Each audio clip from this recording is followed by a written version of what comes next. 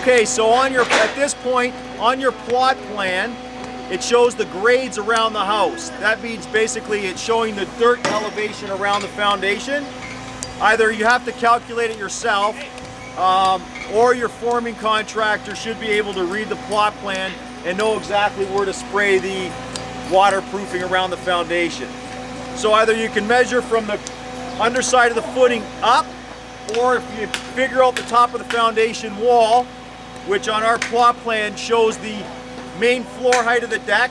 So I less the floor joist height and I know the top of the wall height. And then from the top of the wall, I know what the ground elevation is, so it's the difference. Okay, in our case, it's about a foot down from the top of the wall where the ground is around the foundation. Okay, so that's where I need to spray the mark, or your foundation company needs to spray the mark, and they'll know to waterproof it at that height. So when we backfill the house, the excavator will backfill to this height. Okay? Okay, so when your forming contractor or yourself, you look at the plot plan, it'll show a high point on the plot plan. A high point is basically showing the highest point when you backfill where the grade is at the house. In our case, the high point is in the middle of the wall.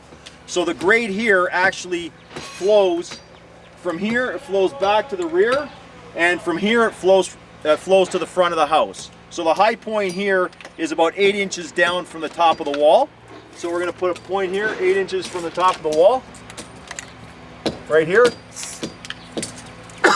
So when they spray the wall, they'll know to go from that point to this point, and from this point, they're going to go back to the back of the house, and I'm going to go mark that right now. Okay, so the back of the house is showing me it's down 0.45, so it's down 18 inches at the back here. So I'm going to put a mark, 18 inches at the back, right here. Okay, and it also shows the concrete forming company, or they'll know themselves to patch below this grade. They don't really have to patch the holes above the grade. Okay, so we're good to go, and they're going to start patching the walls. Actually, I see them starting over there, so we're going to go show you them patching the wall ties in the walls. Okay, so you can see that the forming company has shot a chalk line here down the foundation, and that shows them exactly where the waterproofing height is going to be here, and also where the grade is going to be. All right, so if you can see here, the chalk line is halfway in the basement window.